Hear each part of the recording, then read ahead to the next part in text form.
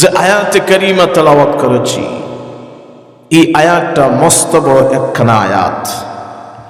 যে আয়াতে আল্লাহ রব্বুল আলামিন বলেন, নিশ্চয় যারা ঈমান আনে এবং নেক কাজ করে। কি করে? ঈমান আনার পরে নেক আমল করে, ভালো কাজ করে। বলেন, আমাদের সকলের ঈমান আছে না নাই? আমরা মুমিন মুসলমান কিনা? আওয়াজ করে বলেন, আওয়াজ করে বলেন। আমরা সকলে কি মুসলমান? আমরা ঈমান এনেছি। ঈমান আনার পরে যেই ব্যক্তি খারাপ কাজ না করে ভালো কাজ করবে, আল্লাহর ওয়াদা হইল আল্লাহ তার জন্যে জান্নাতুল ফিরদাউস রাখছেন। না, আপনারা জমাইতে পারতেন না, আমি জানি তো। বলেন, আল্লাহ কি রাখছেন? জান্নাতুল ফিরদাউস। জোরে কোন সুবহানাল্লাহ। এই জায়গায় থাকবেন চিরকাল, এখান থেকে আর বাহির হওয়ার সুযোগ। আল্লাহ বলেন, ইল্লাল্লাযীনা আমানু ওয়া আমিলুস সালিহাতি কানাত লাহুম জান্নাতুল ফিরদাউসি নুজুলা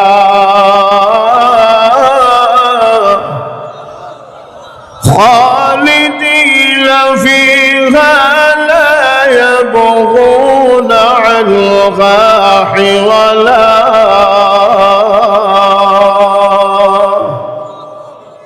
আল্লাহ বলেন, নিশ্চয় মুমিন যারা ঈমান আনে, ঈমান আনার পরে যে ব্যক্তি নেক কাজ করবে, ভালো কাজ করবে, খারাপ কাজ বাদ দিবে, আল্লাহ বলেন মরতে দেরি, তার ঠিকানা জান্নাতুল ফিরদাউস হতে সেকেন্ডও দেরি হবে না। সুবহানাল্লাহ বলেন।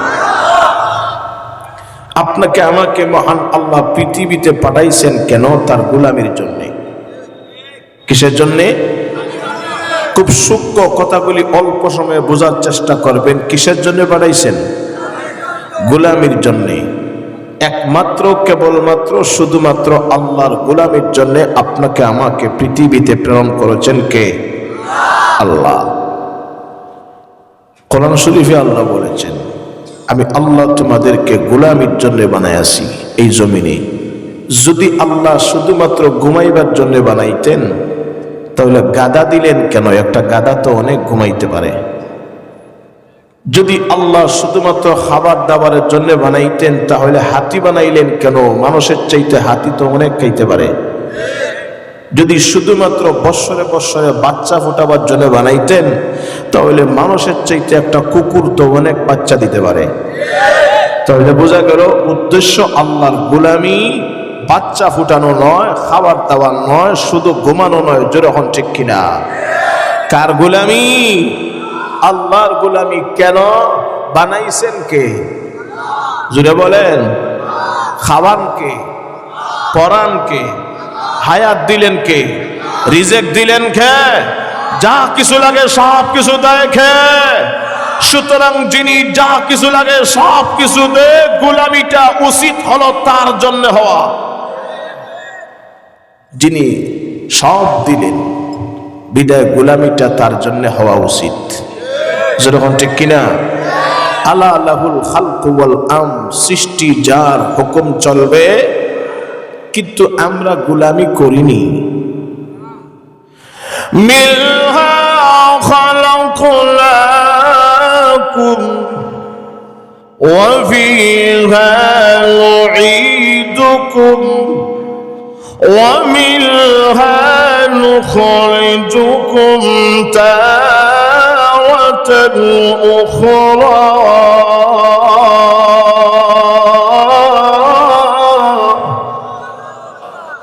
মাটি থেকে জন্ম নিলাম, মাটিতে মরণ।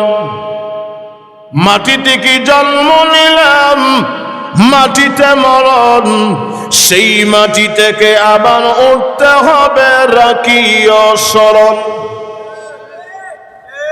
যেই মাটির সৃষ্টি, এই মাটিতে আবার দাফন হতে হবে, এখান থেকে আবার উঠতে হবে। আল্লাহর দরবারে হাজিরা দিতে হবে, ঠিক কিনা বলেন? কাইফা তাকফুরুনা বিল্লাহি ওয়া কুনতুম আমওয়াতা ফাআহইয়াকুম সুম্মা ইউমীতুকুম সুম্মা ইউহয়ীকুম সুম্মা ইলাইহি তুরজাউন।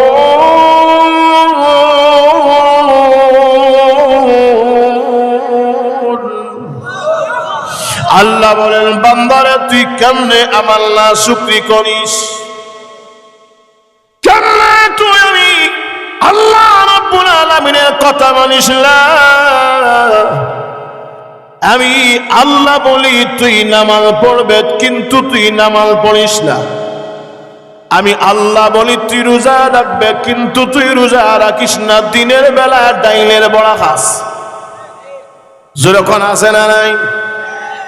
আমি আল্লাহ রাব্বুল আলামিন জানা দিলাম সুদ খাইস না, তুই ঘুষ খাইস না, আমি আল্লাহ নিষেধ করে দিয়েছি। কিন্তু বান্দা তুই যখন সুদ ঘুষ খেয়ে আমি আল্লাহর আইন লঙ্ঘন করে দিলে, বান্দারে তুই শুনে রাখ, এগুলা করে কত বড় অহংকারী করলে। আমি আল্লাহ তোকে নিষেধ দিয়েছি, তুই যখন নিষেধ মানিস নাই, আমি আল্লাহর আইন মানিস নাই।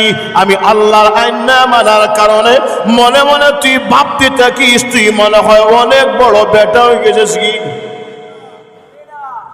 তোর বাবে বোঝা যায়? ইমাম সাহেব এখানে আসেন। তোর বাবে বোঝা যায় অনেক বড় হয়ে গেছিস রে। কিন্তু জেনে রাখ, একদিন মৃত্যু আসবে। মৃত্যু আসার পরে আমি আল্লাহর দরবারে একদিন হাজিরা দিতে হবে। আমি আল্লাহর দরবার ছাড়া তোর যাওয়ার জায়গা নাই। যখন ঠিক কিনা বলেন তো দেখি, মরণ আছে না নাই? জোরে কোন আছে না নাই? বলেন তো দেখি, আওয়ামী লীগ মরবনি? কিতাবা মাততে মতো না? বিএমপি, জামাত, ঐক্যজোট, জমিয়ত, খেলাফত, মারিফত, সকলেই মরবার পথ। কেউ বাকি থাকবে না, সকলেই এই জীবন ছেড়ে চলে যাইতে হবে। এই জীবনটা চিরস্থায়ী নয়, এই জীবনটা হলো নকল জীবন। আসল জীবন এখনো রয়ে গেলে সামনে, যেরকম ঠিক কিনা? পৃথিবীর মানুষেরা আমি আল্লাহ জ্বালিয়ে দিয়েছি, আর আল্লাহর পৃথিবীর বান্দা বান্দিরা আমি আল্লাহ হুকুম দিলাম। আমি আল্লাহর হুকুম যখন লঙ্ঘন করলে, শুনে রাখ, একদিন আমি আল্লাহর কাছে আসতে হবে, জবাব দিতে হবে। প্রিয় বন্ধুগণ, একটু হিসাব করে তাকায় দেখেন, আজকে আমি আছি, কালকে আমি থাকবো না। আজকে আপনি আছেন, কালকে হয়তো আপনি থাকবেন না। অনেকে এমন আছে, যুবক ছেলেকে তোর আব্বা পৃথিবীতে চির বিদায় নিয়ে গেছে, তোর আম্মা বিদায় নিয়ে গেছে, তোর ভাই বন্ধু আত্মীয় স্বজন সকলে বিদায় নিয়ে গেছে।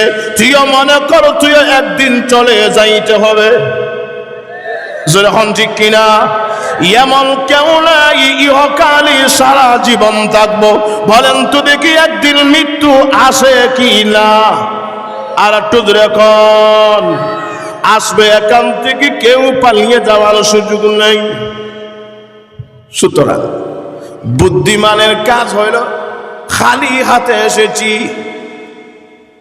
কিন্তু বিল্ডিং বালাখানা দ্বন্দ্বলত কিছুই নিয়ে যাইতে পারবো না। ঠিক নেই? মার পেট থেকে লেলটা জন্ম নিয়েছি, আবার লেলটা আবার সকলকে ছেড়ে যাইতে হবে। ঠিক কিনা বলেন? বলেন তো দেখি, দুনিয়ার বিল্ডিং বালাখানা, টাকা পয়সা দ্বন্দ্বলত সবগুলা সাথে নিয়ে যাওয়ার সুযোগ আছে? কথা বলেন। একদম একা আসছি, একা যাইতে হবে, একা। যখন ঠিক কিনা? এই দুনিয়াতে টাকার কোনো সুযোগ। এখন প্রশ্ন হলো, যাব নিশ্চিত? এই কথার নাম বড় ওয়াজ। বলেন তো এই ইয়াকিন আর বিশ্বাস আসেনি যাবো যে নিশ্চিত? জোরে বলেন। যাব নিশ্চিত, কিন্তু যাব যখন কি নিয়ে যাব? মালিকের দরবারে হাজিরা দিতে হবে, কি নিয়ে হাজিরা দেব? কথা কোন ঠিক কিনা? এখন বুদ্ধিমানের কাজ হবে আল কাইয়িসু মান দানা নাফসাহু ওয়া আমিলা লিমা বাদাল মাউত। সবচেয়ে বড় বুদ্ধিমান তো সে যে মৃত্যু আসার আগে আগে কিছু সামান প্রস্তুত করে মরণ বরণ করতে পারে। যখন ঠিক কিনা? আর তো যখন ঠিক কিনা? কেউ তো কিছুই নিয়ে যাওয়ার সুযোগ না। খালি হাতে আসছি, খালি হাতে চলে যাইতে হবে। কবরস্থানে দেখবেন আপনার আত্মীয় স্বজন ভাই বন্ধু সকলে দাফন করার জন্য আপনাকে নিয়ে যাবে, কিন্তু দা কুদাল কুড়াল যা আছে সবগুলা কবরস্থানে যাবে, কিন্তু এখান থেকে কবর থেকে আপনার আত্মীয় স্বজন দা কুদাল কুড়াল মাল সামান যা আছে সব আবার ঘরে চলে আসবে, কিন্তু আপনি একা কবরে থাকবেন, সাথে কেউ নাই, থাকবে শুধু নেক আমল। থাকবে কি? আর যখন থাকবে কি? নেক আমল। তাহলে বলেন তো নেক আমল করার প্রয়োজন আছে না নাই? জোরে কোন আছে না নাই? এখন কি আমল করব? নেক আমল। ও পৃথিবীর বান্দা বান্দিরা, একটু গভীর মনোযোগ সহকারে শোনেন এবং গভীর মনোযোগ সহকারে বুঝেন যে একদিন মৃত্যু আসবে, এখান থেকে কেউ লেজ গুটিয়ে পালিয়ে যাওয়ার সুযোগ নাই। কিন্তু আল্লাহর মাকসাদ পৃথিবীতে প্রেরণ করার একটাই মাকসাদ ছিল, কিছু গোলামির ফুজি তৈরি করে যাওয়া।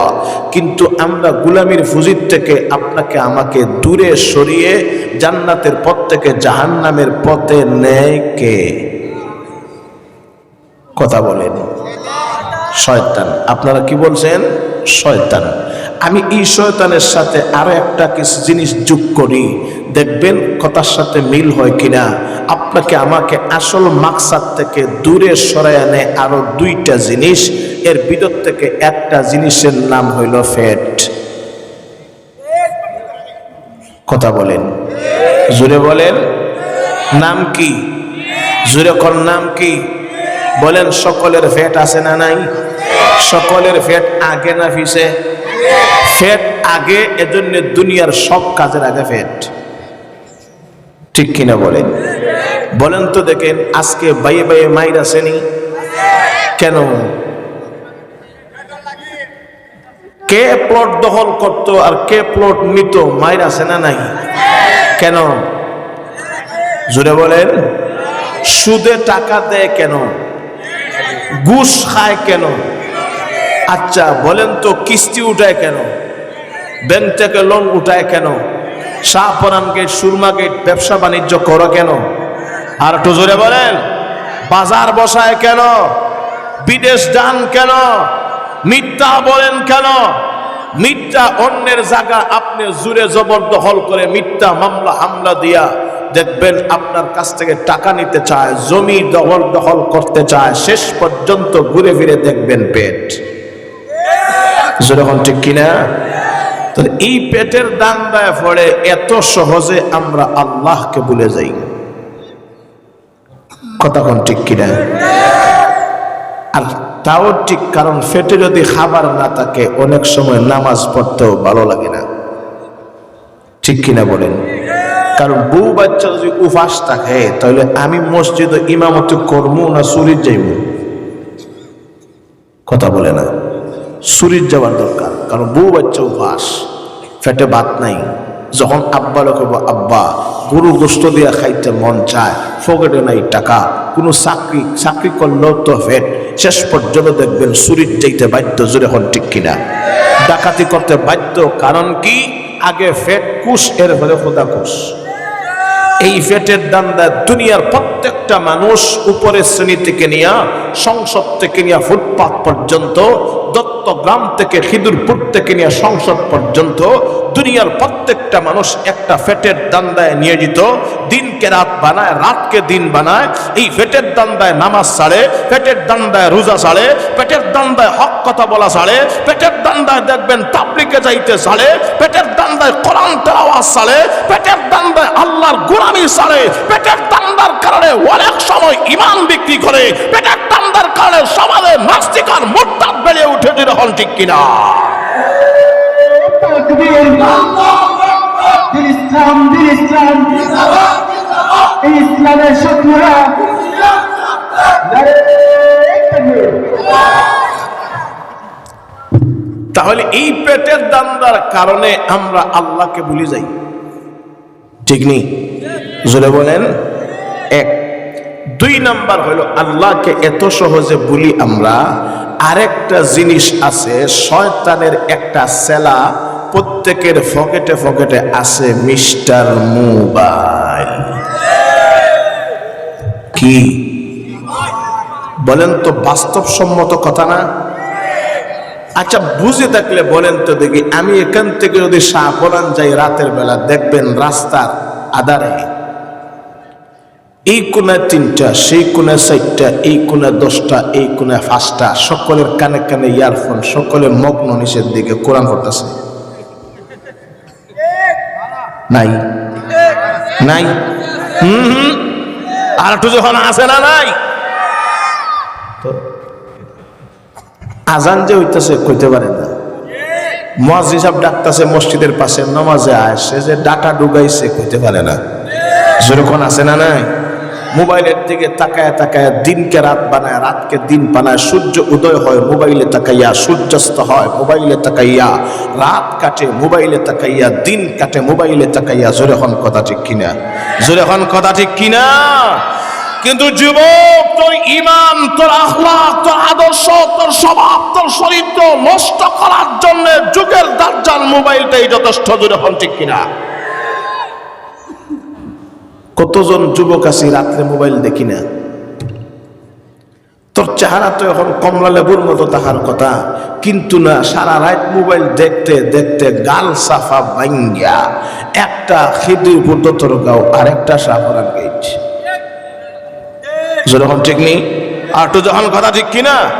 সারা রাত দেখে, কারণ যুগ যত আপডেট হচ্ছে, যুগ যত মডেল হচ্ছে, আধুনিকতার ছোঁয়া লাগতেছে, গুনাহ তত ডিজিটাল হইয়া মুমিনের পকেটে ঢুকতেছে।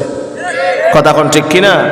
আগে সিনেমা দেখার জন্য আপনি 1 মাস আগে টিকিট কিনতেন, 1 মাস আগে, 15 দিন আগে, এরপরে সিরিয়াল মিলত না। এখন সিনেমা দেখার জন্য কেউ শহরে যায় না, সিনেমার ফ্যাক্টরি তার পকেটে। যখন ঠিক নেই, সারা রাত সিনেমা নিয়ে ব্যস্ত থাকে, সারা রাত সিনেমা নিয়ে ব্যস্ত থাকে, খারাপ গান, অশ্লীল ছবি এগুলা নিয়ে ঘুমায়। দেখবেন সব পৃথিবীর মানুষেরা মোবাইলটা হাতে না নিলে রাত্রে তার ঘুম হয় না। সারা রাত যখন ইয়ারফোন ঢুকাইয়া ঘুমায় থাকে, এখন ফজরের ঠিক আগ মুহূর্তে মিস্টার ইবলিস দিয়া তারা ওয়াসওয়াসা দেয়, একটু ঘুমা, শরীর খারাপ করবে, একটু ঘুমা ঘুমা। তোর চোখে ঘুম পাড়ে। আর না কইব এমবি তো টাকার দরকার আছে না, কালকে আবার টাকা কইবইতে, এমবি সারা খরচ করিস না, দিনও তো চলতো, এখন মোবাইলটা রাখ আর তুই ঘুমা। শয়তানকে যখন তার ঘুমে তার চোখে ঘুম পাড়ে, তখন আল্লাহ রসুল বলেন, শয়তান দাঁড়াইয়া আর তার চোখে, তার নাকে আর তার কানে পেশাব করে, প্রস্রাব যখন করে, তখন অটোমেটিক তার চোখে ঘুম পাড়ে। আর ফজরের আজান সে শুনে না, একটা ঘুমেই দুপুর 12টা 1টা বাজে। যখন ঠিক কিনা বলেন তো? এমন সৎ আদর্শবান ভালো একজন যুবক আমরা খিদুর হুর আসেনি? জোরে বলেন না। এর লাগে আমি কইছি আমার ওয়াজে দিয়ে না, উপরে পড়বো। আমার কথা শুনেন, বলেন তো এমন আদর্শ যুবক গোটা বাংলার ঘরে ঘরে আছে না নাই? জোরে কোন আছে না নাই? সাল যদি তাকে, সালের নিচে 10 ডিসিমিল জায়গা, 10 ডিসিমিল জায়গার নিচে আপনি চাল বানাইলেন, ফ্লোর বানাইলেন, টাকার জন্য 20 জন লোক, 20 জন লোক যদি হয়, 20 জন লোকের হাতে কমপক্ষে 40টা মোবাইল ফোন। জোরে এখন ঠিক কিনা? এক ঘরে জামাই বউ, আরেক ঘরে ছেলে, আরেক ঘরে মেয়ে, আরেক ঘরে বুড়া, আরেক ঘরে বুড়ি, প্রত্যেকের রাত্রে কুকীর্তি আর কুকীর্তি আছে না নাই? হ্যাঁ, জোরে এখন আছে না নাই? আমি শুধু আপনাদের কথা বলছি না, আমিও তো মৌলভী সাহেব হতে পারি। বলেন তো এই ডিস্টার্বটা আমার ভিতরে আছে না নাই? কেমনি ইমান বাঁচাবেন, কেমনি আমল বাঁচাবেন? হুজুর বরকত না দোয়া দেন, গজবের কাজ করবে তুমি, আর হুজুরের বাড়া করিয়ে না, রহমতের দোয়া করাইবেন, পাগল ছাড়া আর কিছুই না। যখন কথা ঠিক কিনা? বলেন তো দেখি, বলেন এই বদ অভ্যাসটা আমাদের সমাজে আছে না নাই? ফজরের নামাজে দেখবেন অনেক সময় ইমাম মুয়াজ্জিন ছাড়া আর কেউ নাই, সকলে ঘুমের ঘরে একদম বিছানায় ফ্ল্যাট। কিন্তু মসজিদের জিম্মাদারি দিলাইছেন, কারণ ইমাম সাহেবের বেতন দেই তো 10,000, মুয়াজ্জিন সাহেবের বেতন দেই 5,000, সারা গাঁওর জিম্মাদারি তারা আদায় করতো, ফজরের নামাজটা তারা পড়ুক। আমরা বলতাম মানে টাকা দেই না, মানে অবস্থায় ভাবে সাবে এমন বোঝা যায়। যখন কথা ঠিক কিনা? কিন্তু এই মোবাইলের কারণে যুবক শুনে রাখ, এই মোবাইলের কারণে তোর ধীরে ধীরে ঈমান নষ্ট হয়ে যাচ্ছে, এই মোবাইলের কারণে তোর আমল নষ্ট হয়ে যাচ্ছে, এই মোবাইলের কারণে তোর চোখের জ্যোতি নষ্ট হচ্ছে, মোবাইলের কারণে তোর সুন্দর চেহারা কালো হইতেছে, মোবাইলের কারণে তোর আকল বুদ্ধি ব্রেইন নষ্ট হইতেছে, এই মোবাইলের কারণে তোর স্বভাব চরিত্র নষ্ট হইতেছে। যদি এখন কথা ঠিক কিনা? এটা দেখিয়া দেখিয়া এমন বাপ ধরে বড় কম না, জানেন কি? মাথার চুলের ডিজাইন হলো 5 তালা কাটিং এর। কয়তালা? জোরে কোন আসেনি? আমরা খিদির ফোন নাই বা দূর খিদির ফোন নাই আছে। আমি কইছি না দেখেন, আপনারা কইছেন, আমি কইছি নাই, আপনারা কইছেন আছেন, সুতরাং দোষ আমার না। বলেন 5 তালা ডিজাইনের চুল কাটা লোক আসেনি? নিচের ফাউন্ডেশন একদম ফার্স্ট সমান, একটু উপরে যাইবেন 1 তালা, আরো একটু উপরে আরেক তালা, এইভাবে 5 তালা ডিজাইন দিতে দিতে উপরের ফ্লোরে গিয়া দেখবেন তার ঘরের ছাদের ওই ছাদে লাল সবুজের পতাকা নাই? যেরকম আছে না নাই? আর মোটর বাইকে উঠিয়া চললে বাহ, বোঝা যায় বেটা রাগি বালির হুয়া। যেরকম ঠিক কিনা? যেমনি এমন বাড়ি দেয় অবস্থায় বোঝা যায় যে সে ধীরে ধীরে যে সুমাইয়ার পাগল। যেরকম ঠিক কিনা? বলেন আছে না নাই? কিন্তু ঘুরে ঘুরে তাকায় দেখো এক বেলার খাবারও তার ঘরে নাই, একটা 420। কথাখন ঠিক কিনা? আর জামার অবস্থা হইল হাতের নখ দেখবেন লম্বা লম্বা, পায়ের নখ লম্বা, গলায় লকেট, বা এই জায়গায় আবার দুল আছে, দুল এই জায়গায় বেরেস লাইট, গুহ নাই, দাড়িও নাই, সবগুলা কামাইয়া বেটেন্টের মতো এইভাবে চুল নিয়ে কুফাও পাচ্ছে। আসলে সে তো ভাবতেছে তার একটা বড় মাস্তান লাগে। আমি কই তোরে মাস্তান লাগে না, তোরে একটা হিজড়া লাগে। যেরকম ঠিক কিনা? কারণ তোরে পুরুষও বোঝা যায় না, নারীও বোঝা যায় না, মাঝখান দিয়ে আরেকটা বোঝা যায়। আয় মুখাল্লাস লা তুমার দানা তুজান, আয় মুখাল্লাস লা তুমার দানা তুজান, মিসলে শয়তারা হে মুরদারা মুজান, মিসলে শয়তারা হে মুরদারা মুজান। তোর বাপ বঙ্গে বোঝা যায় তুই পুরুষও না, তুই নারীও না, মাঝখান দেয়া তুই আরেকটা খুনসার সাথে মুশকিল লাগায় দাও, হিজড়া পাটি। যেরকম ঠিক কিনা? আর পোশাকের অবস্থা কি বলবো ভাই, দুঃখের সাথে বলতে হয় পোশাকের অবস্থা নিচেরটা এত টাইট যে বইতেও পারে না, শুইতেও পারে না, তখন সোজা মতে হাইটে যাইতেও পারে না। দেখবেন রাস্তার মাঝখানে গিয়া প্রস্রাবে যখন ধরে চেইন খুললে এটা বাইর করে কয় হিস, কয়নি কয়নি, যখন কয় না হিস করে যখন বাইর করে তখন লাড়া দিয়ে আবার জাগা মতো ডাক্কা রাখে। যখন ঠিক কিনা?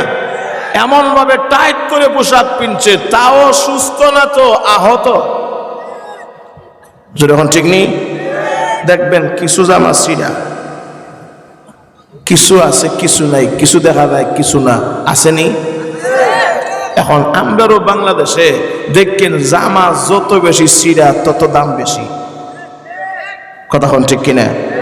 যত ছিঁড়া বেশি তত দাম, মা বোনদের পোশাক যত হালকা পাতলা বেশি তত দাম বেশি। যখন ঠিক কিনা? একদিন সাবরান গেটে যুবকের ডাক দিছি, আমার দ্বারে কাছে যায় না তো, মূল্য খুব খারাপ, ফাইলে গালি দিব, খুব ভালো করে বোঝে ডাক দে, এদিকে তার জোরে আনছি, এদিকে কিরে জামাটা প্যান্টটা তো খুব নতুন লাগতেছে, তবে সিরা ভাড়া দেখা যায় মাঝে মাঝে, ব্যাপার কি? এখন কই হুজুর জানেন না মনে হয়। এখন কেমনে জানতাম? আমি কি এগুলো মার্কেটে যাই না কিনি? কই হুজুর না, এটা নিউ স্টাইল বানিয়েছে। কি স্টাইল? আর একটু জোরে বলেন, নিউ স্টাইল। আমি কইলাম কিছু দেখা যায় কিছু না, এটা যদি নিউ স্টাইল হয় সম্পূর্ণটা খুলি লাইলে ফুল স্টাইল হইতো না?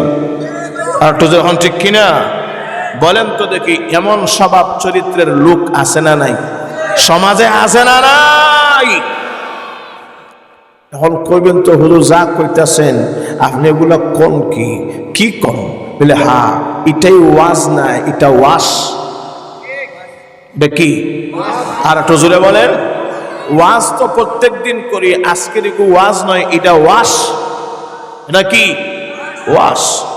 স্মরণ রাখবেন। বলেন তো দেখি এগুলা শিখলো কই থেকে? এগুলা মোবাইল দেখে দেখে। যেরকম ঠিক কিনা? আর একটু জোরে বলেন। কেমনে কার সাথে কিভাবে লাইন মারতো? সারা রাত মোবাইলে রাতে চ্যাটিং মারে নাই? যেরকম আছে না নাই? তো চিন্তা করে দেখেন তো, আল্লাহর কাছ থেকে আপনাকে আমাকে সরাইলো কে? একটা হলো ফেটের দান্দা, আর একটা হলো মোবাইলের দান্দা। যেরকম ঠিক কিনা? অথচ আল্লাহ বলেন أفحسبتم أنما خلقناكم عبثا وأنكم إلينا لا ترجعون।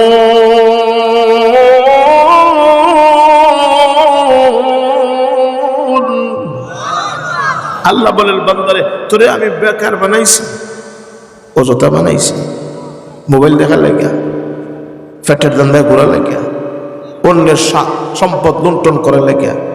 আমি তোর এই কাজের লেগে বানাইছি? আমি তোরে এগুলা একটা কাজের জন্য বানাই নাই। ও বান্দা তুই শুন, আমি আল্লাহ তোকে দিছি আমার গুলামির জন্যে। আমার গুলামি করবে, রেজাল্ট ভালো হবে। গুলামি নিয়ে আসবে না, তোর রেজাল্ট পরিণতি খুব খারাপ হবে। একদিন আমি আল্লাহর হপ্পরে পড়তে হবে। আমি ধর্ম যেদিন, সেদিন তোকে আর ছাড় দেব না। এজন্য আমিও চিন্তা করলাম, ভাই এত লম্বা টম্বা ওয়াজ করে লাভ নাই, সময় রাত অনেক হয়ে গেছে গিয়া, এত লম্বার দিকে না গিয়া হুজুর পেটের দান্দাও করতে হবে, আবার গুলামিও করতে হবে। হুজুর এখন কথা ঠিক কিনা? এজন্যে হুজুর লম্বা ওয়াজ শোনারও টাইম নাই, আমলেরও টাইম নাই। সংক্ষেপে যদি কুনাকুনি কিছু ওয়াজ আপনারা শিখাইয়া বেহেশতে লইয়া যাইতে রাজি আছেন? কথা বলেন। সংক্ষেপে যদি কুনাকুনি রাস্তায় বেহেশতে লইয়া যাইতে রাজি আছেন? কারা কারা রাজি? একটু হাত তুলে দেখি। আল্লাহ কবুল মঞ্জুর করো, সকালে বলি আমিন। হাত নামান। খুব স্মরণ রাখবেন, মাত্র 3টি কথা বলবো, কথা শেষ। একদম কুনাকুনি, কারণ দেখবেন লম্বা পথে গেলে আপনি শেষ পর্যন্ত জায়গায় যাবেন, সময় বেশি লাগবে। আর যদি একদম বন ফাতারে কুনাকুনি স্টুডেন্ট হাঁটিয়া দেখবেন, সে যাওয়ার আগে আপনি চলে যাবেন ওই একই জায়গায়। জোরে হন ঠিক কিনা? এজন্য বাইপাস কুনাকুনি লাইন ইসলামে আছে না নাই? জোরে কোন আছে না নাই? আল্লাহর নবীজি একদিন এইভাবে মিম্বরে বসে মসজিদে নববীতে বয়ান করতেছেন। এত সুন্দর বয়ান, সাহাবীরা সকলে বিড়বিড় করে তাকায় আছে, সুন্দর করে শুনতেছেন। আল্লাহ রাসূল বয়ান করতেছেন, চোখ দ্বারা পানি বাইর হয়, দাড়ি মুবারক ভিজে টপ টপ করে পড়ে, সাহাবীদের চোখে পানি। এই মুহূর্তে হঠাৎ করে দেখা যায় পিছন দিক দিয়ে কে যেন একজন নারীর মতো বুরকা পরিয়া হিজাব লাগাইয়া একদম আল্লাহ রাসূলের পিছন দেশে দাঁড়ায় গেছে। সাহাবীরা রসুলকে দেখবে কিতেমত অবস্থায়, সকলের চেহারা দৃষ্টি নিচের দিকে। নবীজি ডাক দিলেন, সাহাবীরা রে, তোমরা আমার দিকে লক্ষ্য করবা, নিচের দিকে কেন তাকাইলা? উনি কই, ইয়া রাসূলুল্লাহ, ইয়া হাবিবাল্লাহ, নবী গো, আপনার পিছনে কে যেন একজন দাঁড়ায় আছে, মনে হয় বেগানা একজন নারী। আমরা কেমনে বেগানা নারীর দিকে তাকাবো? ইয়া রাসূলুল্লাহ, ইয়া হাবিবাল্লাহ, আল্লাহ তো কোরআনে বলছেন, কুল্লিল মুমিনিনা ইয়াগুদ্দু মিন আবসারিহিম, মুমিন যেন তার দৃষ্টি অবনত করে রাখে, নিচের দিকে রাখে, তার দৃষ্টির হেফাজত করে। এই দিকে আমরা তাকাবো না একজন বেগানা নারী, কারণ নারীর দিকে তাকাইলে বলেন তো শরীরে আলাদা একটা হিট আয়নি? জোরে কোন আয় না? আর একটু জোরে কোন আয় না? মিস কল মারেবো, এটা সত্যি কথা বলছি।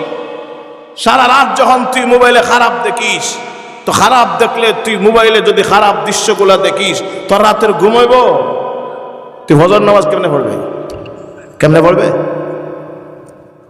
চিন্তা করে দেখেন। এজন্য মুমিনের দৃষ্টির হেফাজত করা, কারণ চোখ যদি হেফাজত হয় গোটা অঙ্গ গুনাহ থেকে হেফাজত অটোমেটিক হবে। যখন ঠিক কিনা? আর যদি চোখ খোলা থাকে তাহলে দেখেন সারা শরীর আগুনের মতো গরম হয়ে যায়। কারের দক্ত মারত খাইতো, ঠিক কিনা বলেন? আচ্ছা, আল্লাহ নবী বিশ্ব নবী রাহমাতুল আলামিন গাল ঘুরে তাকায় দেখি খেয়ে যেন আমি বিশ্ব নবীর একদম পিছনে দাঁড়ায় আছে। আল্লাহ নবী বিশ্ব নবী বলেন, মাগো তুমি কে? তোমার পরিচয় কি জানতে পারি? ইয়া রাসূলুল্লাহ, ইয়া হাবিবাল্লাহ, নবীজি অনুমতি দিলি আমি আমার পরিচয় তুলে ধরবো। ইয়া রাসূলুল্লাহ, ইয়া হাবিবাল্লাহ, আল্লাহর নবী গো, আমি হলাম মদিনার ভিতরে এমন একজন সুন্দরী যুবতী নারী, যে লোকটাকে দেখার জন্য মদিনার যুবক পাগল পাড়া। এজন্য আমি বুরকা পরি, হিজাব লাগায়া ঘুরে ঘুরে হাঁটি। নবী গো, আমার বাবা নাই, আমার মা নাই, আমার আত্মীয় স্বজন নাই, আমার বড় ভাই বোন নাই। এই জীবনে আমি বড় একা এতিম হয়ে গেলাম। আল্লাহ নবীজি এই পরিচয় শুনে শুনে কাঁদতে থাকলেন, আর চোখের পানি দিয়া দাড়ি মোবারক বিদায় দিলেন। কারণ আল্লাহর নবীও ছোটবেলায় মা বাবাকে হারাইছেন। যখন ঠিক কিনা? কাঁদতেছেন। মাগো তুমি এমন সময় এই জায়গায় কেন? উনি কই, ইয়া রাসূলুল্লাহ, ইয়া হাবিবাল্লাহ, নবী আমি একজন টকবকা যুবতী নারী, কিন্তু আমার ভাই বন্ধু আত্মীয় স্বজন কেউ নাই বিবাহ দেওয়ার জন্যে। আমি সুন্দরী, কিন্তু সুন্দরী মানুষ হলে লোক বেশি তাকায়। নবী গো, আমার স্বভাব চরিত্রের হেফাজত করার প্রয়োজন আছে না নাই? এজন্য ইয়া রাসূলুল্লাহ, ইয়া হাবিবাল্লাহ, আমি আপনার খেদমতে এসেছি। আমার কোনো অভিভাবক নাই, আপনি তো রহমতুল লিল আলামিন। নবী গো, আপনি আজকের থেকে আমার অভিভাবক হন, আর এই ওয়াজ মাহফিল থেকে একটা স্বামী আমার জন্য নির্বাচন করুন। জোরে করুন সুবহানাল্লাহ। কথা বুঝেন তো? একজন স্বামীর প্রয়োজন, দিনদার স্বামী। এই মাহফিল থেকে একজন স্বামী বাহির করেন।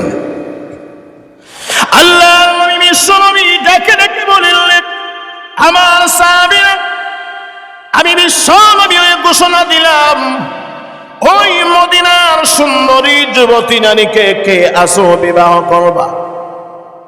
যদি কেউ থাকো মেহেরবানি করে হাত খানা লম্বা করে দাও। আল্লাহর নবীজি একবার ঘোষণা দিলেন, কেউ হাত বাড়ায় নাই। দুইবার ঘোষণা দিলেন, কেউ হাত বাড়ায় নাই। তিনবার ঘোষণা দিলেন, কেউ হাত বাড়ায় নাই। কিন্তু পিছন দিক থেকে একজন সাহাবী হাত লম্বা করে দৌড়ায়া রসুলের দিকে এসে আসিয়া কয়, ইয়া রাসূলুল্লাহ, ইয়া হাবিবাল্লাহ, ওগো নবীজি, আপনার প্রস্তাবখানা গ্রহণ করার জন্য আমি আপনার কালো সাহাবী রেডি হয়ে আছি। আমি রেডি ইয়া রাসূলুল্লাহ, আপনার প্রস্তাবখানা গ্রহণ আমি করলাম।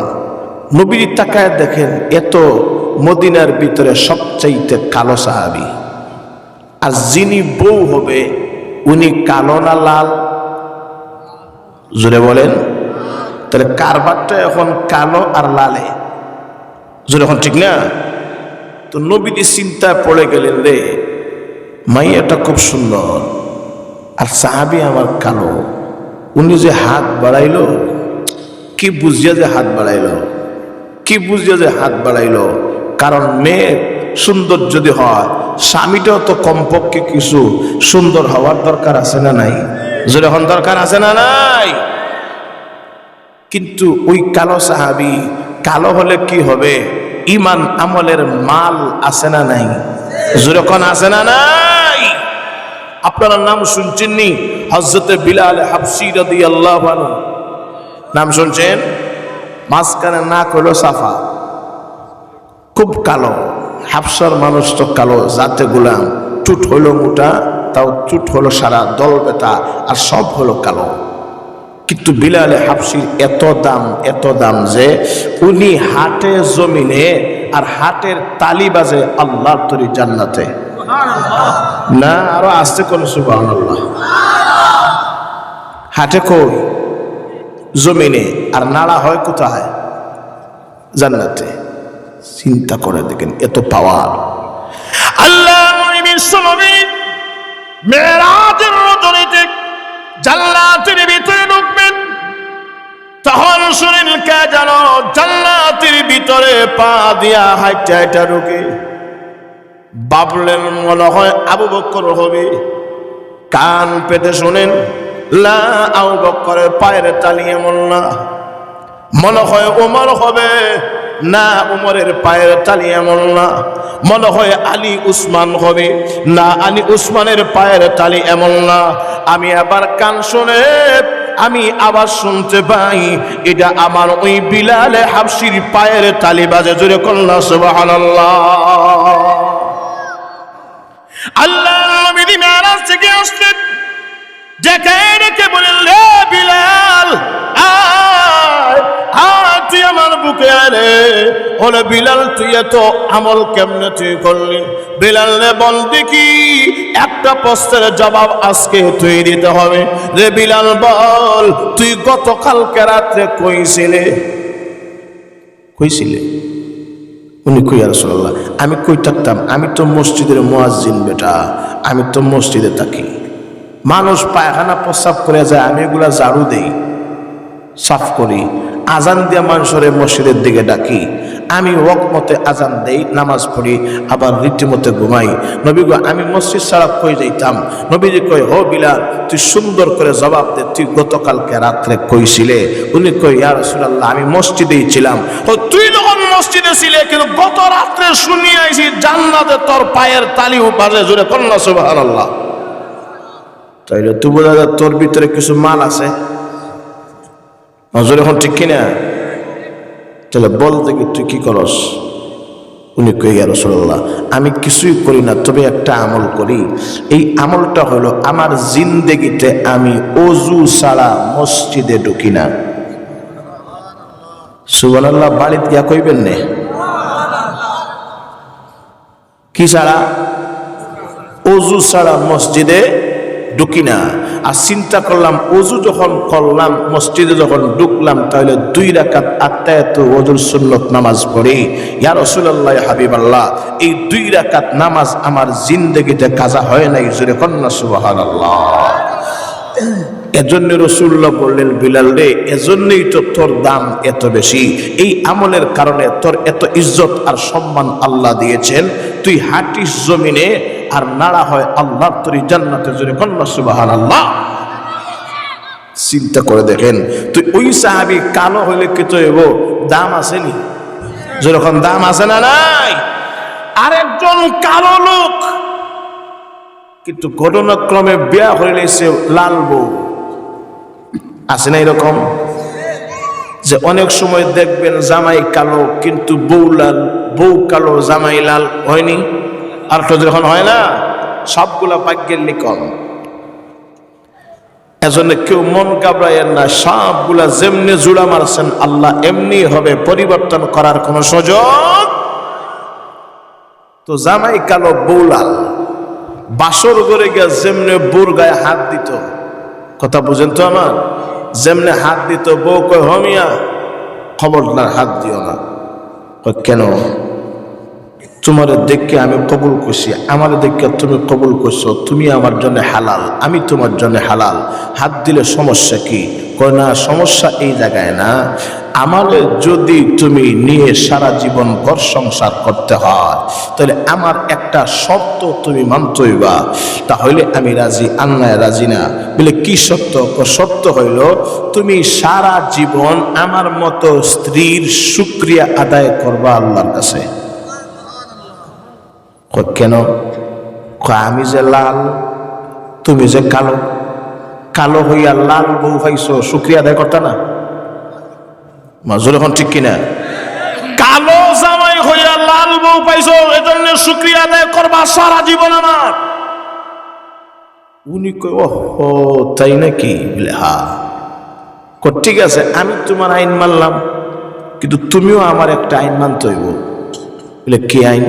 বলে তুমিও সারা জীবন ধৈর্য ধারণ করিয়া আমারে মানিয়া নিতে হইব। কয় কেন? কয় আমার মতো কালো জামাই তো আর একটা পাইতা না। মজুর এখন ঠিক কিনা? আর একটু জোরে বলেন। তুমি সুন্দর হইলে আমি শুকরিয়া আদায় করতাম, আমি কালো যে তুমি সবর করে নিতা না। মজুর এখন ঠিক কিনা? উনি কইল রে আর বাসর ঘরের রাত্রে মূল্যবান সময় নষ্ট করিয়া লাভ নাই, জামাইটা কালো হইলে কি তো মাল আছে দেখি। মজুর এখন ঠিক কিনা? সুতরাং ঝগড়া করে লাভ নাই। এবার বলো দেখি দুটারে সহজ করা যায় কেমনে? তো কালো জামাই কয় এই লাইনটাও আমার কাছে আছে। কেমনে? সারা জীবন শুকরিয়া আদায় করার কারণে, এই শুকুর গুজার বন্ধ হওয়ার কারণে তুমি জান্নাতি, আর সারা জীবন ধৈর্য ধারণ করার কারণে তুমি আমি দুজন জান্নাতি। জোরে কন্যা সুবহানাল্লাহ। তো যেই ব্যক্তি রাসূলের দরবারে হাত বাড়ায় আসে, নবীজি কইলেন মাগো কালো স্বামী নিতে আপত্তি আছে? উনি কই ইয়া রাসূলুল্লাহ কালো হোক দোলো হোক সমস্যা নাই, কিন্তু যেই স্বামী আমাকে দিবেন বিবাহ পড়াইয়া, ওই স্বামীর ভিতরে কমপক্ষে 3টা গুণ থাকতে হবে। যেরকম কয়টা? যেরকম কয়টা? 3টা। 3টা গুণ। আচ্ছা মাগো স্বামীর ভিতরে 3 গুণ থাকতে হবে, কি কি 3 গুণ বলা কি যাবে? উনি কই ইয়া রাসূলুল্লাহ হাবিবাল্লাহ বলা যাবে। প্রথম নাম্বার গুণ হইল আমি এমন একজন দিনদার স্বামী চাই, যেই স্বামী সারা রাত দাঁড়ায়া দাঁড়ায়া নামাজ পড়বে, 1 দিন 2 দিন 3 দিন না, এই স্বামীটা তার মৃত্যুর দিন পর্যন্ত নামাজ পড়তে হবে। জোরে কন্যা সুবহানাল্লাহ। জোরে কন্যা সুবহানাল্লাহ। কথা কি বুঝছেন আমার? কতদিন নামাজ পড়তো? কখন? সব সময় না, সারা রাত নফল নামাজ পড়তে হইব। সারা রাত, 1 দিন 2 দিন 3 দিন না, মওত পর্যন্ত। বলেন এমন আল্লাহর ওলি আছে? নাই না? কারে পাইবেন? তার আর ঘুমের দরকার নাই। সারা রাত নামাজ পড়তো, 1 দিন 2 দিন 3 দিন না, মওত পর্যন্ত। কত কঠিন শর্ত! যেমনে শর্ত দিছে এমনিতেই কালো সাহাবী হাত লম্বা ছিল, হাত ঘুরাই লাইছে। নবী কইল কিরে ব্যাপার কি? কইল ইয়া রাসূলুল্লাহ বুঝছি না আগে, এত কঠিন শর্ত এটা ফারমু? নবী গো আমি পারতাম না। নবীজি কয় না না, আগে হাত উঠাইলা কেন? হাত উঠাও, হাত উঠাও, নামাইবা না। তখন সাহাবী রসুলের দিকে বড় বড় চোখ করে তাকায়, রসুল সাহাবীর দিকে তাকায়, আর মাইয়াটাও দুজনের দিকে তাকায়। কি ব্যাপার? রাসূলুল্লাহ বলেন ইন্না লিল্লাহ। মাগো এই শর্ত কি বদলানো যায় না? ওমা তুমি যে শর্ত দিছো, এমনিতেই আমি 1 বার 2 বার 3 বার ঘোষণা দিছি, একটা স্বামীও পাইছি না, তাও একটা কালো জোগাড় করছি, শর্ত শুনিয়া থাকতো না মনে হয় বাঁধবো। মাজুর এখন ঠিক কিনা? মা শর্তগুলো বাদ দাও। উনি কই ইয়া রাসূলুল্লাহ শর্ত বাদ দিলে হইতো না তো, শর্ত আরো 2টা থাকবে। ইয়া রাসূলুল্লাহ 3 গুণ যদি বিশিষ্ট স্বামী পাই তাহলে স্বামী বরণ করব, আর না হয় বিবাহই বসবো না। জোরে কন্যা সুবহানাল্লাহ। ইয়া রাসূলুল্লাহ আমি বললাম এখন আমি ঠিক 2 নম্বর গুণ আমার স্বামীর ভিতরে থাকতে হবে রে। কি আমার 2 নম্বর শর্ত? তখন দেখা যায় উনি কয় ইয়া রাসূলুল্লাহ কি? নবীজি আমার স্বামী 2 নম্বর গুণে গুণান্বিত হবে। এই 2 নম্বর গুণ কি? 2 নম্বর গুণ হলো প্রতিদিন 30 পারা কোরআন তেলাওয়াত করে খতম দিতে হবে। জোরে কন্যা সুবহানাল্লাহ। সম্ভব? এটাও তো সম্ভব না। মৃত্যুর দিন পর্যন্ত প্রতিদিন 1 খতম কোরআন দিতে হবে, কিন্তু এটাও সম্ভব না। নবীজি কইলেন মাগো সবগুলা বাদ দাও, এমনিতেই শাদী পড়ায় দেয়। উনি কইলেন ইয়া রাসূলুল্লাহ না হবে না, তিন নাম্বার গুণও থাকতে হবে। তিন নাম্বার গুণ কি? ইয়া রাসূলুল্লাহ, ইয়া হাবিবাল্লাহ, আমার স্বামীর ভিতরে তিন নাম্বার গুণ থাকতে হবে, উনি যেন সারা বৎসর সারা জীবন দিনের বেলা রোজা রাখতে হবে। সুবহানাল্লাহ বলেন। সারা রাত নামাজ পড়তো, একদিনও মিস হইতো না। সারাদিন কোরআন পড়তো, খতম দিত, একদিনও মিস হইতো না। এবং সারা জীবন রোজা রাখতো, একদিনও কাজা হইতো না। সম্ভব? যেরকম সম্ভব? সম্ভব না। কে পারবে? নবী কইলেন, যা যা হরে মৌলা, ঠিক আছে বিয়া পড়াও। আল্লাহ রসুল বিয়া পড়ায় দিলেন। সাহাবীরা সাক্ষী। যেমনি একটু দূর গেছে, নবীজি ডাক দিলেন, কালো সাহাবী এদিকে আও। বউ তো বিয়া পড়ায় দিলাম, সবগুলা ঠিক, কিন্তু ঘুমাইবার জন্য বাসা বাড়ি আছে। উনি কই, ইয়া রাসূলুল্লাহ, বাসা বাড়ি দিক কি হবে? কারণ ঘুমাইবার সুযোগ থাকলে নাই। আমার যেরকম ঠিক কিনা? কারণ এই যে তিনটা গুণ আপনি দিয়েছেন, নবীজি বউ নিয়ে তো ঘুমাবার কোনো সুযোগ নেই। এরপরে ইয়া রাসূলুল্লাহ, যদি আপনি দোয়া করেন ইনশাআল্লাহ এর চাইতে আমি বেশি আমল করে দেখায়া দিতে পারবো। জোরে কন্না আল্লাহু আকবার। চিন্তা করে দেখেন নবী গো, চিন্তা করিয়েন না। আপনি তো কইছেন যে আমার তো ঘর একটা আছে, তাও এমন বাঙ্গা রাইট হইলে ঘুমাইলে সাত ফারিয়া মেঘ পড়ে, আর পানি পান করার জন্য একটা গ্লাস আছে, একটা প্লেট আছে, একটা বালিশ, একটা লেফ, একটা তুষক। নবী গো, আপনি না কইছেন এক বালিশে জামাই বউ ঘুমাইলে মহব্বত বাড়ে? সুবহানাল্লাহ বলতেন না? নবী গো, আপনি না কইছেন এক গ্লাসে জামাই বউ পানি পান করলে মহব্বত বাড়ে? ইয়া রাসূলুল্লাহ, ইয়া হাবিবাল্লাহ, চিন্তিত হওয়ার কোনো কারণ নাই। আপনি দোয়া করলে ইনশাআল্লাহ আমি সব করে দেখায় দিব। জোরে কন্না সুবহানাল্লাহ। তো যা, এই স্বামীটা গড়ে না বউরে রাখিয়া কইলো, তুমি বসো আমি আসি। আসি কয়া দেবে না, গেছে। সকাল গেল, দুপুর গেল, বিকাল গেল, সন্ধ্যা হইল, রাত হইল, স্বামীর খবর নাই। কিন্তু নতুন বউ, বলেন তো দেখি, মেজাজ গরম হতো না? কথা বলে না? মেজাজ গরম হবে না? এখন স্বামীর তো খবর নাই। একদিকে ঘর একা, মাও নাই, বাবাও নাই, ঘরও একা। এখন ইজ্জত হারাবারও ভয় আছে। শেষ পর্যন্ত কি আর করবে? উনি কইল, যা আছে ভাগ্যে, আমি আর কি করব, একা একা ঘরে থাকতে হবে। কিন্তু ওই কারো স্বামী সারা দিন ব্যবসার কাজ ব্যস্ত, এগুলা শেষ করিয়া একদম এশার পরে গিয়া আর ঘরে ঢুকছে। ঘরে ঢুকিয়া গিয়েও কয়, আসসালামু আলাইকুম ওয়া রাহমাতুল্লাহ। সালাম দিয়া যেমনে ঘরে ঢুকছে, বউর মিজাজ ছিল গরম, কিন্তু গরম থেকে বউর মিজাজ একদম নরম হইয়া স্বামী দেখে মুস্কি হাসি মারছে। জোরে কন্না সুবহানাল্লাহ। এখন স্বামী হইয়া বউরে সালাম দেওয়া সুন্নত, এখন উনি গিয়া বউরে সালাম দিছে। আমরা দেশে যদি এবার স্বামী গিয়া বউরে সালাম দে, কইব বেটা মনে হয় মাওগা। কইতো না? সালাম, বউরে সালাম দিয়া না ঢুকলে এবার জায়গা হয় না বাসায়। কইতো না? অথচ এটা রাসূলুল্লাহর সুন্নাত। চিন্তা করে দেখেন। আচ্ছা যাক, যেমন ঢুকছে, ঢুকার পরে কইলো, বউ তুমি শান্ত থাকো, তোমার আইন সবগুলা ইনশাআল্লাহ একটা একটা করে পালন হবে, তবে আমাকে রেস্টের জন্য 5টা মিনিট সুযোগ দাও। আমি সারা দিন ব্যস্ততার কাজে ছিলাম, কারণ আগে ফেট, আমার খেজুরের বাগান আছে, আঙ্গুরের বাগান আছে, আমার ব্যবসা বাণিজ্য আছে, সবগুলো আমি ঠিক করে এখন আমি চলে আসছি। ইনশাআল্লাহ কোনো অসুবিধা হবে না। এখন আমার 5টা মিনিট রেস্টের সুযোগ দাও। ঠিক আছে, রেস্টের সুযোগ দিলাম। 5 মিনিট কইয়া যে বালিশ নিয়ে ঘুমাইছে, সারা রাত ঘুমাইছে, উঠে দেখে ফজর গেছে। বলেন তো, শর্ত ছিল নামাজ পড়া না ঘুমানো? আর একটু জোরে বলেন। বউ কইল, ইন্নালিল্লাহ, ঘুমাইছে তো ঘুমাইছে, তাও নাক ডাকায় ঘুমাইছে না, এটা মানা যেত না। রাসূলুল্লাহর দরবারে গিয়া কয়, ইয়া রাসূলুল্লাহ, হাবিবাল্লাহ, এই কালো স্বামী আমি মানি না। কয় কেন? কয় একটা শর্ত মানছে না। ওগো নবীজি, আপনি বিচার করেন, আল্লাহ স্বামী বদলান। নবী ডাক দিছেন, আমার সাহাবী এদিকে আয়, তুই কেমনে আমার আইন লঙ্ঘন করলে? তোর স্ত্রীর শর্ত তুই মানলে না, তুই রাতে নামাজ পড়ছিস না ঘুমাইছিস? উনি কয়, ইয়া রাসূলুল্লাহ, সারা রাত নামাজ পড়ছি। সুবহানাল্লাহ বলেন। বউ কো ঘুমাইছিস আর তুই কো সারা রাতে নামাজ পড়ছিস, ব্যাপার কি? উনি কই ইয়া রাসূলুল্লাহ বিশ্বাস করেন, খোদার কসম করে বলতেছি সারা রাত নামাজ পড়ছি। জোরে কন্যা সুবহানাল্লাহ। কেমনে তুই নামাজ পড়লে? উনি কই ইয়া রাসূলুল্লাহ আপনি যে লম্বা লম্বা ওয়াজ করেন, ফেটের দান্দায় ওয়াজ আমল করার সুযোগ নাই, কিন্তু আমি কোনাকুনি মারিয়া আমল করছি। জোরে কন্যা সুবহানাল্লাহ।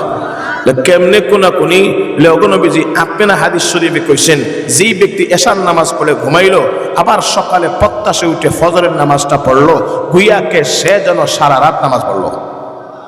জোরে কন্যা সুবহানাল্লাহ।